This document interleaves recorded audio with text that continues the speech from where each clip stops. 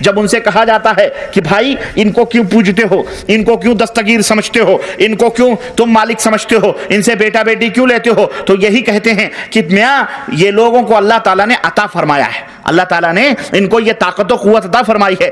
مسئلہ یہ ہے کہ اللہ تبارک و تعالیٰ کو کسی نے مدد کرنے کی طاقت دی نہیں، اللہ تعالیٰ کو حفاظت کرنے کی طاقت کسی نے دی نہیں، وہ اللہ کا ذاتی ہے، اللہ تبارک و تعالیٰ ذاتی طور سے مددگار ہے، اور اللہ کے رسول، نیک بندے اور فرشتے اللہ کی عطا سے مددگار ہیں، اللہ کی عطا سے حفاظت فرمانے والے ہیں۔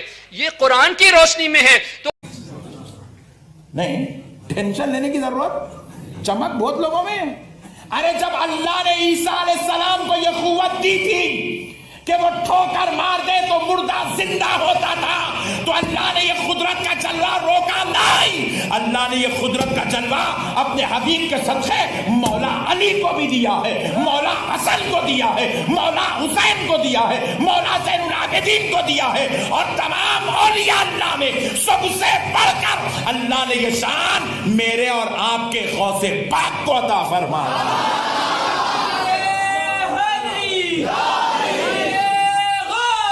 یہ وہ ذات تھی جن کی یہ لوگ پوجا کرتے تھے، جن میں انبیاء بھی تھے، فرشتے بھی تھے، اور اللہ کے موحد اور نیکوکار بندے بھی تھے۔ یہاں ایک بات یاد رکھیے، ایک بات آپ یاد رکھیے گا کہ یہ مشرکین جن ہستیوں کو پوجتے تھے ان کے بارے میں یہ عقیدہ نہیں رکھتے تھے، ان کے بارے میں یہ ایمان نہیں رکھتے تھے کہ یہ قوتیں یا یہ اختیارات ان کو اپنے آپ سے حاصل ہوئی ہیں، بلکہ وہ لوگ یہ عقیدہ رکھتے تھے کہ یہ سب اختیارات اور یہ سب تصرفات ان بتوں کو، ان جن کو ہم پوجتے ہیں، یہ اللہ تعالیٰ نے عطا فرمائے،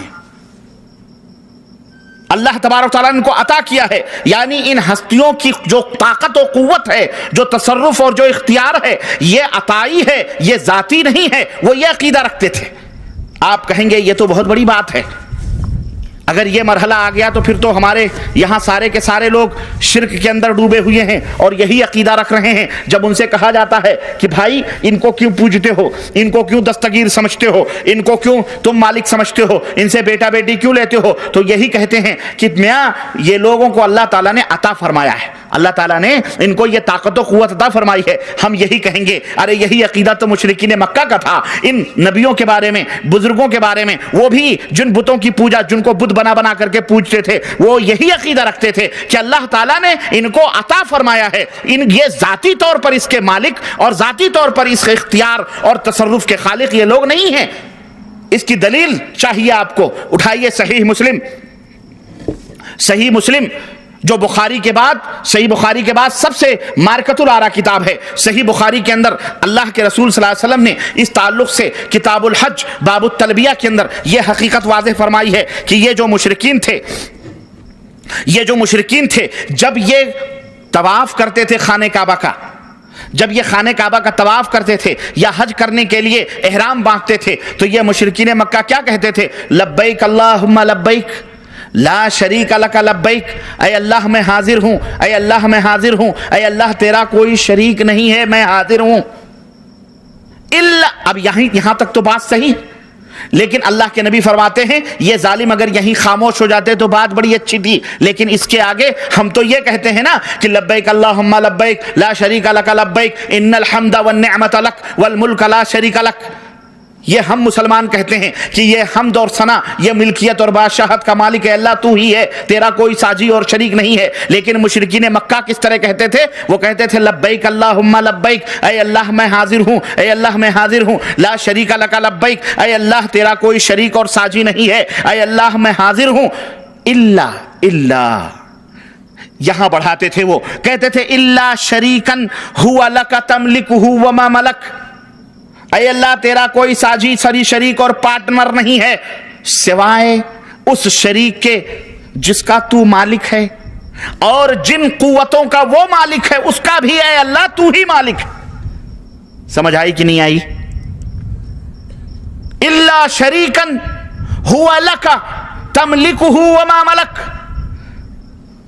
تیرا ایک ساجی اور شریک ہے جس کا تو مالک ہے، اور وہ ساجی شریک جن چیزوں کا مالک ہے اللہ، تو ان چیزوں کا بھی مالک ہے۔ یعنی وہ قوتیں، وہ طاقتیں، وہ تصرفات، وہ اختیارات، وہ سب اے اللہ تو نے انہیں عطا فرمائے ہیں. وہ اپنی ذات کا بھی مالک نہیں ہے، تو نے ہی عطا فرمائے ہیں. تیرے ہی دیے سے وہ سب کو بانٹ رہے ہیں، تیرے ہی دیے سے وہ سب کچھ کر رہے ہیں. یہ ان کا عقیدہ تھا. اعوذ باللہ. مشرکین کا یہی وہ عقیدہ تھا میرے عزیزوں، میرے دوستوں، جس کی بنیاد پر اللہ عز و جل نے انہیں کافر قرار دیا اور مشرک قرار دیا. یہ بات آپ کی سمجھ میں آ گئی ہے.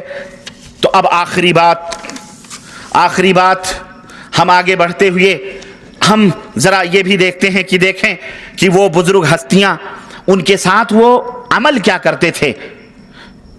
جس عمل کو، جس کام کو اللہ تبارک تعالیٰ نے ان کی عبادت کہا ہے، یا جن کی وجہ سے وہ مشرک قرار پائے، ان کے عبادت کرنے والے قرار پائے، یا ان کے پجاری قرار دیے گئے. قرآن کریم سے ہم پوچھتے ہیں، اللہ عز و جل قرآن کریم میں ہمیں جواب دیتا ہے. نمبر 1، وہ مشرکین جو تھے وہ ان بزرگوں کو یعنی فرشتوں کو، نبیوں اور ولیوں کو اپنی حاجت روائی اور اپنی مشکل کشائی، اپنی مرادوں کے لیے پکارا کرتے تھے. اے نبی صلی اللہ علیہ وآلہ وسلم، کہہ دو کہ میں تو اپنے پروردگار ہی کی عبادت کرتا ہوں اور کسی کو اس کا شریک نہیں بناتا.